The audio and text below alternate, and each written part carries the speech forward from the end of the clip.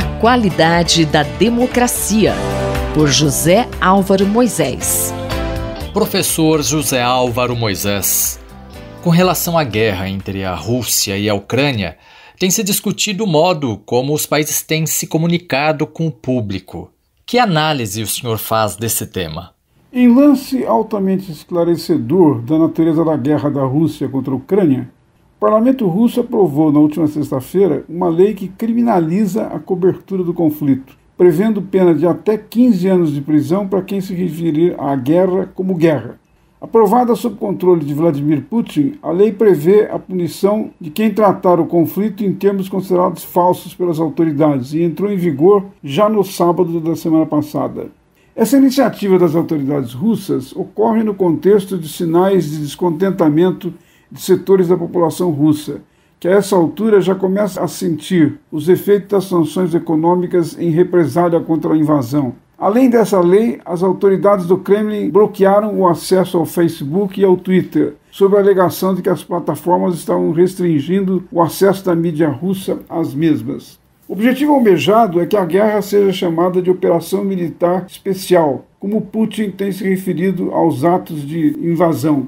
A decisão das autoridades russas mostra que um aspecto importante do conflito se refere à disputa de narrativas sobre o que está acontecendo. Apesar do predomínio militar dos russos, chamaram a atenção não apenas a surpreendente capacidade de resistência dos ucranianos, mas em especial a também surpreendente habilidade comunicativa do presidente Volodymyr Zelensky para denunciar a violação da soberania do seu país, contrariando a Carta da ONU e acordos internacionais que condenam ações que se dirigem contra populações civis desarmadas. Zelensky, um político jovem, ganhou amplo apoio do seu país, mas também da opinião pública internacional, e seu desempenho parece ter ajudado a formação da maioria de países da ONU que condenaram a invasão e cujo efeito foi o isolamento de Putin no contexto da comunidade internacional.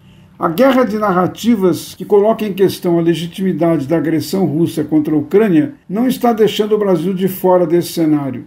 Diante de declarações contraditórias do presidente Jair Bolsonaro, falando em neutralidade em clara contradição com a posição do Brasil nas votações do Conselho de Segurança e da Assembleia Geral da ONU, a maioria dos pré-candidatos à presidência repudiou a invasão da Ucrânia.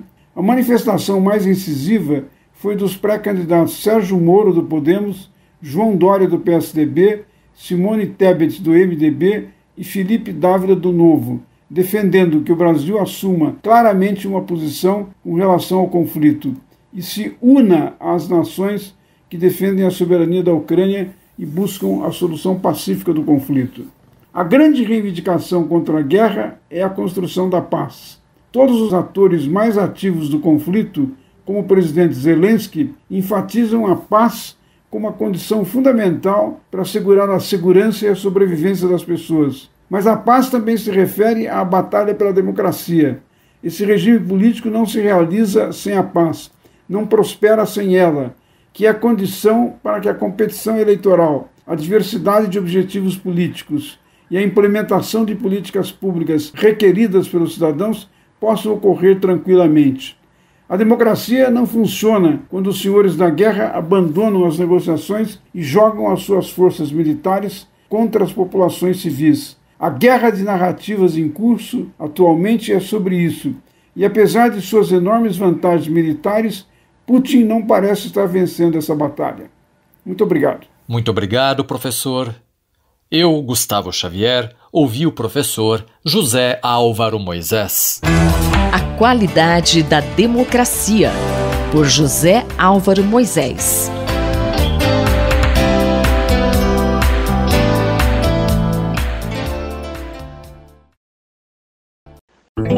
Cidade para Todos, por Raquel Ronick.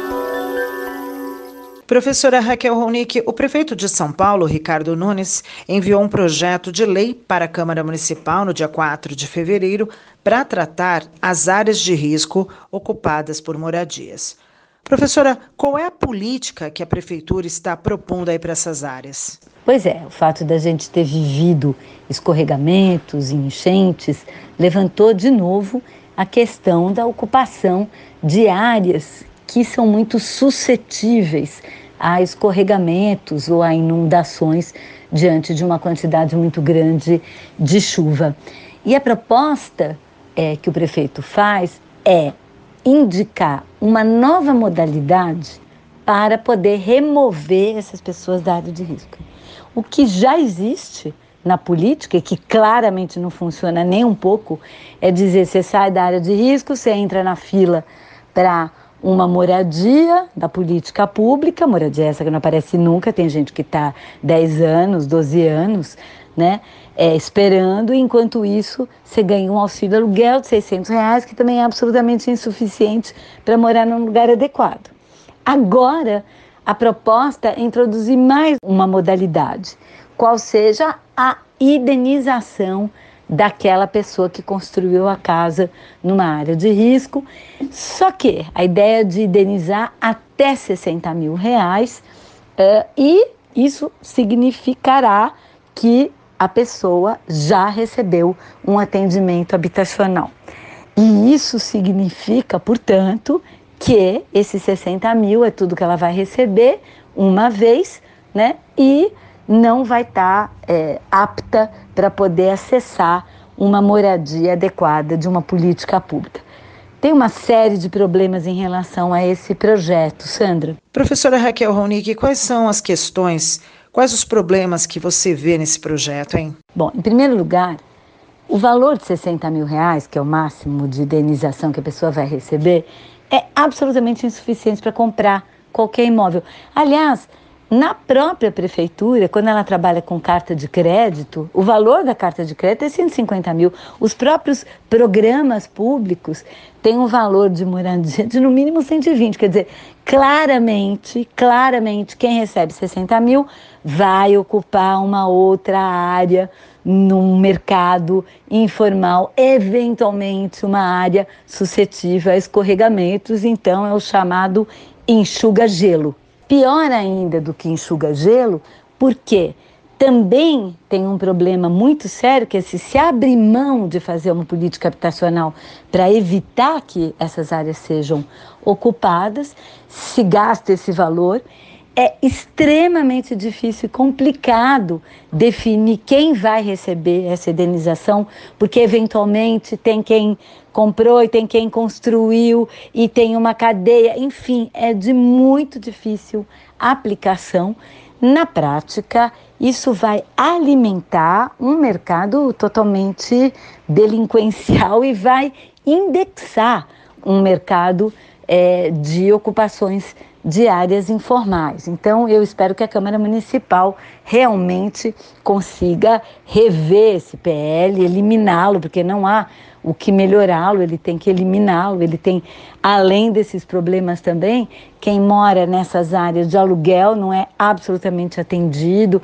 Enfim, tem uma série de problemas e, enfim, serve para mostrar serviço. Estamos lançando uma política em relação à área de risco, mas isso não é uma política em relação à área de risco, infelizmente. Eu sou Sandra Capomatto, você ouviu a professora Raquel Ronick, da Faculdade de Arquitetura e Urbanismo da Universidade de São Paulo. Cidade para Todos, por Raquel Ronick. Na cultura, o centro está em toda parte, por Martin Grossman. Professor, na sua avaliação, qual é o importante legado da Semana de Arte Moderna? Leila e ouvintes da Rádio USP, passado o ápice das comemorações dos 100 anos da Semana de Arte Moderna de 1922, ocorrida em São Paulo, cabe, eu entendo, falarmos um pouco mais sobre esse legado modernista no Brasil, né? Em particular, eu queria hoje falar sobre a USP. A USP não é um resultado direto da semana, mas a semana está entre um leque bastante largo, né, de inspirações e encaminhamentos que acabaram levando à criação da USP na década de 30. O Estado Novo tem muito a ver com isso, né? Mas, como já comentado em outros momentos dessa coluna, não é só a arte que produz, né, resultados modernistas, mas a própria ciência no Brasil teve um momento muito importante que a gente pode denominar como sendo um momento modernista, né? Quando a ciência produzida no Brasil começa a ser institucionalizada, né? Seja por meio de institutos especializados, né, de pesquisa nas várias áreas, mas também pela formalização de uma universidade, que, como sabemos, a USP é a primeira universidade que também servirá de modelo para a implementação das universidades federais no Brasil, em diferentes cidades, né, desse país de dimensão continental. Mas na USP, esse espírito moderno está presente desde o início. Isso está patente com a criação da FFL em 1934, quando surge a USP. Originalmente a Faculdade de Filosofia, Ciências e Letras. Hoje, Faculdade de Filosofia, Letras e Ciências Humanas, a FFLESH. Uma vez que isso foi um lance experimental e de vanguarda ousado, permitindo que a USP se consolidasse como uma universidade moderna, apta a produzir pesquisa de excelência multidisciplinar no Brasil, em praticamente todas as áreas do conhecimento, incluindo as humanidades e, um pouco mais adiante, as artes também. Com a reforma universitária de 1960-70, os cursos de Física, Química, Matemática e Estatística, Biociências, Geociências, Psicologia e Pedagogia separaram-se da faculdade para se constituírem em institutos e até mesmo faculdades autônomas. Nessa mesma época, a USP recebe a doação de Yolanda Penteado e Tichílio Matarazzo, em conjunto com a coleção de arte moderna do MAM, o Museu de Arte Moderna de São Paulo, originando o nosso Museu de Arte Contemporânea.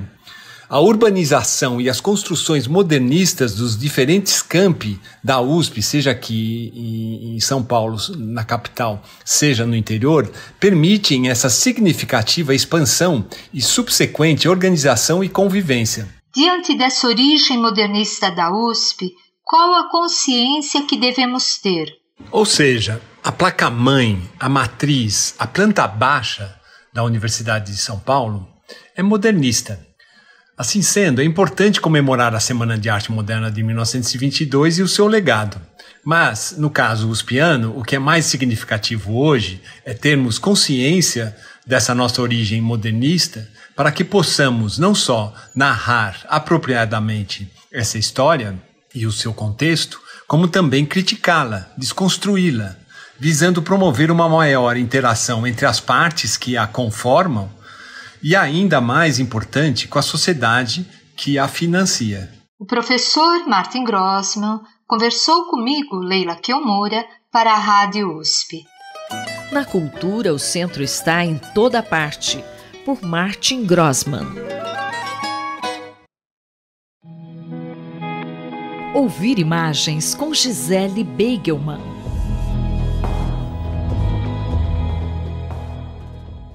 Professora, conte para os nossos ouvintes sobre o trabalho que está desenvolvendo sobre o modernismo brasileiro. O debate sobre a Semana de 22 tomou a mídia, os circuitos acadêmicos, os espaços expositivos, com toda a pompa que só um centenário é capaz de conferir a uma data. Mas datas, como dizia o mestre Alfredo Bose, são pontas de icebergs. Elas funcionam como um disparador para nós repensarmos aquilo que não é revelado pelas evidências. E nessa perspectiva, eu, o artista Bruno Moreschi e o programador Bernardo Fontes, nós três pesquisadores do GAIA, Grupo de Arte e Inteligência Artificial do Inova USP, nós concebemos o projeto Coleções Decompostas, um projeto que foi desenvolvido no contexto de uma residência internacional, Intelligent Museum, promovida pelo ZKM, o Centro de Arte e Mídia da Alemanha. O nosso projeto tem como ponto de partida as coleções artísticas de 2 importantes museus brasileiros, ambos pertencentes à Universidade de São Paulo. Eu falo do Museu Paulista e do Museu de Arte Contemporânea da USP. E nosso foco foram as obras produzidas entre 1920 e 1950, e o nosso objetivo era compreender as aproximações e distâncias entre as obras desses 2 museus a partir do uso de recursos de inteligência artificial, seguindo aí uma linha dos estudos pós-coloniais. Nós recortamos as 2 coleções de acordo com alguns temas recorrentes na pintura histórica e no modernismo brasileiro: indígenas, pessoas negras, pessoas brancas, que em geral são celebridades da época, e a natureza tropical. E quais foram os resultados? Por meio de técnicas de aprendizado de máquina, de machine learning, nós pudemos constatar continuidades que vão desde o corpo masculino negro, sempre seminu, associado ao trabalho braçal, até uma recorrência de se retratar os povos indígenas como entidades genéricas, sem características particulares. As mudanças mais evidentes que nós percebemos se davam na figuração das mulheres brancas. Enquanto a pintura histórica se concentra exclusivamente nos rostos das mulheres, a pintura moderna enfatiza o corpo da mulher. No entanto, esse corpo feminino é sempre entendido do ponto de vista misógino, enfatizando os seios, o ventre, que são signos diretamente relacionados à maternidade e a uma abordagem tradicional do papel social da mulher. No que diz respeito às mulheres negras, o estereótipo da escrava sensual é dominante. Bom, meu tempo está acabando. Quem quiser saber mais sobre o nosso trabalho, entra no site do ZKM, zkm.de, e procura The Composite Collections. Se puder ir até lá, a exposição fica até o dia 28 de agosto no ZKM, na Alemanha. A professora Gisele Beigelman conversou comigo, Leila Kiomura, para a Rádio USP. Ouvir imagens com Gisele Beigelman.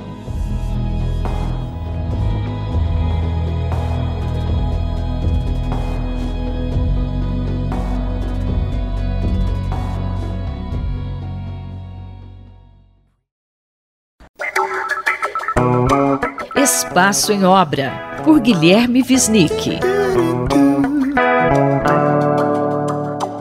Professor Guilherme Wisnik. O que dizer sobre a celebração do centenário da Semana de Arte Moderna? Olha, o meu programa hoje vai falar da celebração dos 100 anos da Semana de Arte Moderna, que são também ocasiões para revisões históricas importantes. Sou professor na FAU-USP, arquiteto, queria comentar um pouco a relação entre as diversas artes e a arquitetura em 22. No grupo que organizou a semana, que aconteceu no Teatro Municipal em fevereiro de 1922, estavam presentes 2 arquitetos, estrangeiros justamente, imigrados, um o Antônio Moya e outro o Georg Prischrembel, que apesar de serem estrangeiros estavam vinculados ao movimento neocolonial, que era um movimento dentro das correntes acadêmicas que buscava a afirmação da identidade nacional brasileira, sendo ela, na verdade, luso-brasileira. Porque esse movimento reagia, na época, aos estrangeirismos, à invasão europeizante com o ecletismo, ou desde a missão francesa. E no início do século XX, a arte brasileira, que surgiu junto com o modernismo, digamos assim, tinha como uma das suas questões importantes a identidade nacional, que é um tema muito presente entre os artistas de 22. Só que os arquitetos neocoloniais buscavam isso por uma via acadêmica. E até por isso acabaram não tendo suas produções consideradas tão relevantes, não marcaram historicamente, né? Porque, portanto, em 22 a arquitetura brasileira ainda estava, pode dizer, atrasada em relação a outras artes que eram fortes na semana, como a literatura, como as artes plásticas, a música, que já eram afirmadamente modernas. Quando é que, então, a arquitetura brasileira daria esse passo na direção do modernismo? A gente sabe que é com o Flávio de Carvalho e com Gregory Warszawski, em São Paulo, no final dos anos 20, 27, 28, até 30, primeiras casas modernistas, aquelas obras que assustaram a imprensa, que foram chamadas de futuristas, que as pessoas sentiam como se fossem um OVNI que pousou no bairro da Vila Mariana, ou em Higienópolis, no Pacaembu, né? Aquela ausência de ornamentação. Parece que isso levou a uma disputa entre dois grandes expoentes do modernismo, não é isso, professor? E é curioso, porque na época, em torno de 1930, Mário de Andrade e Oswald de Andrade discutiam entre si, polemizavam abertamente no jornal, porque diziam que as casas de Warszawski, que eram modernas, tinham que ser afirmadas enquanto tal, mas discordavam sobre a ambientação que dariam os móveis dentro da casa. Mário queria uma ambientação ainda histórica, né? Móveis Luís XVI ou neocoloniais, enquanto o Oswald queria que fosse tudo moderno. Interessante, porque isso coloca, na verdade, não só o fato de que esses grandes literatos brasileiros estavam muito ligados na discussão da arquitetura. Aliás, o Mário assinava a revista L'Esprit Nouveau, do Le Corbusier, chegava para ele em São Paulo, né?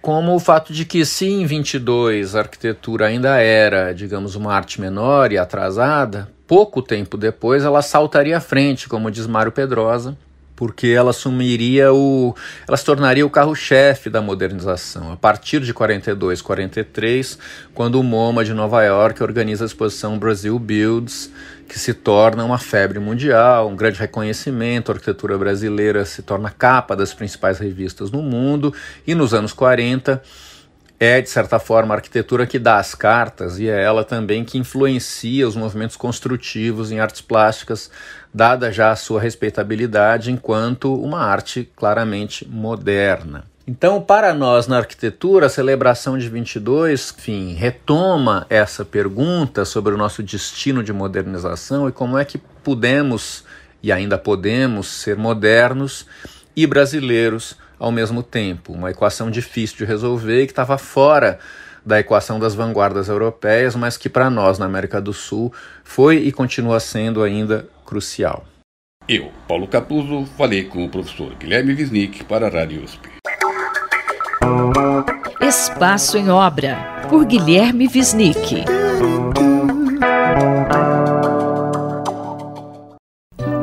Globalização e Cidadania, por Pedro Dalari. Professor, o que o senhor tem a dizer sobre esse período, professor, que vai muito além da arte? O que 1922 representou para o mundo globalizado? O centenário da Semana de Arte Moderna, que ocorreu entre 13 e 17 de fevereiro no Teatro Municipal de São Paulo. Enfocando a pintura, a escultura, a poesia, a literatura, a música, a semana representou um momento de quebra dos modelos, com a superação de uma arte classicista e elitista com a adoção do modernismo. A Semana de 22 é um fenômeno brasileiro, com características próprias, mas é também expressão de mudanças que ocorriam no mundo saído da Primeira Guerra Mundial, que havia acabado em 1918. O cenário a ser enfocado pela arte no mundo inteiro passou a ser outro.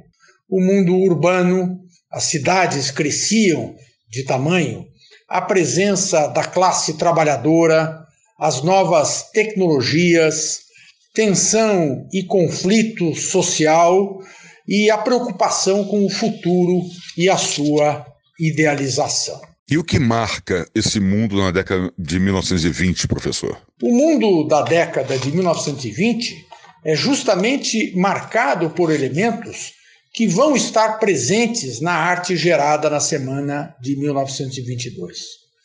O Tratado de Versalhes, que havia organizado o mundo pós-Primeira Guerra Mundial, havia criado a Liga das Nações e no corpo do tratado estavam arrolados os direitos trabalhistas, contemplando uma nova realidade nas relações entre capital e trabalho.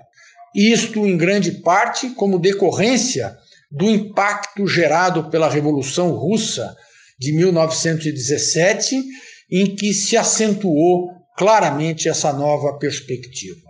É interessante lembrar que o Partido Comunista do Brasil foi criado justamente em 1922, o ano da Semana de Arte Moderna.